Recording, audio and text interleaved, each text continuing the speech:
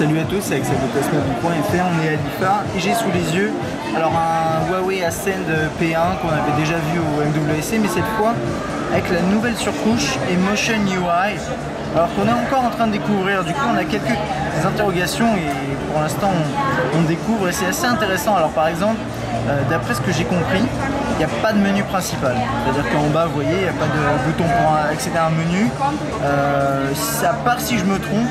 Dans ce cas là on apportera une correction à ce que je dis, mais tout se passe par les écrans d'accueil en fait, et ça paraît assez logique. Je veux dire, tout peut s'ajouter sur les écrans d'accueil, et donc il n'y aurait pas de menu principal. Alors qu'est-ce qu'on a ici? On a un tiroir des notifications avec des options en accès rapide, même les paramètres sont personnalisés avec des onglets comme vous les voyez en haut, toutes personnelles et applications, qui permet d'accéder aux paramètres de différentes applications, etc. Là c'est voilà, c'est les applications installées.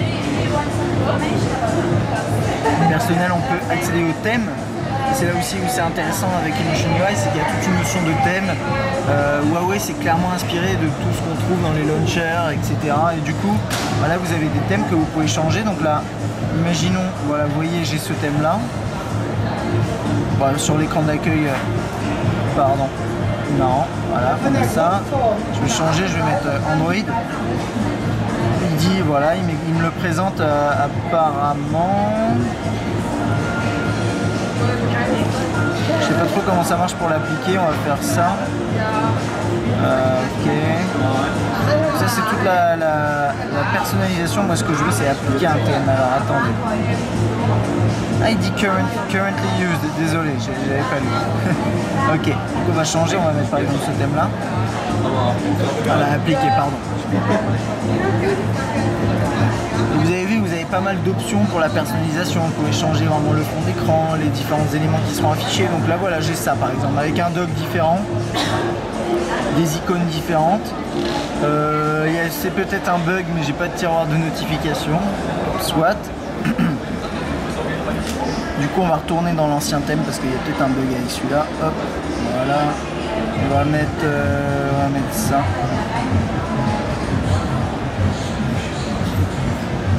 Ok. Alors avec ce thème, avec ce Emotion UI, il y a plusieurs trucs sympas. C'est beaucoup plus simple. Là, par exemple sur la gestion des widgets, on peut créer des blocs de widgets.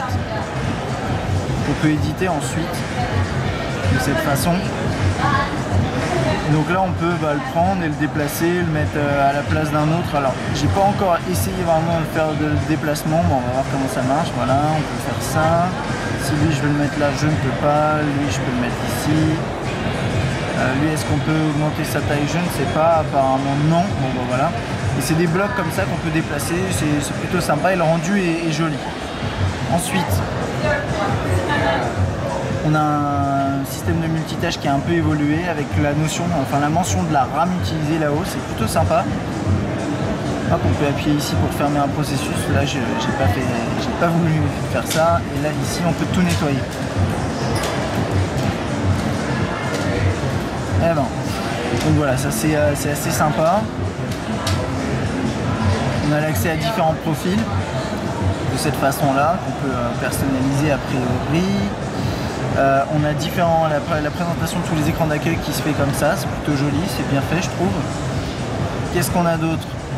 Bon, ensuite après on peut rentrer un peu dans toutes les options. Bon, on va pas faire le tour complet de l'appareil, mais j'ai l'impression que Huawei a fait vraiment un effort ici sur la surcouche.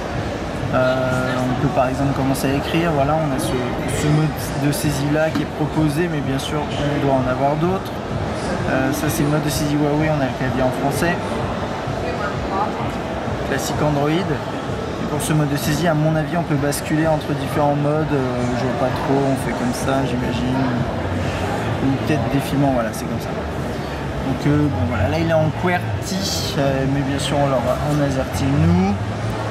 Qu'est-ce qu'il y a d'autre? Bah encore une fois, moi à chaque fois je cherche un menu pour accéder aux différentes options. Je crois vraiment qu'il n'y en a pas. Je crois. En tout cas, voilà, c'est presque sûr. Ça paraît étrange, mais pourquoi pas. Puis je crois qu'on a fait à peu près le tour pour l'instant. J'espère avoir l'occasion de tester un peu plus en profondeur cette surcouche qui a l'air vraiment intéressante. Mais c'est vrai que pour l'instant on n'a pas encore testé beaucoup de produits Huawei, donc on va essayer de le tester, mais je peux pas vous le garantir. Voilà, donc en tout cas c'était ma petite présentation de Emotion UI sur le Ascend P1 de Huawei.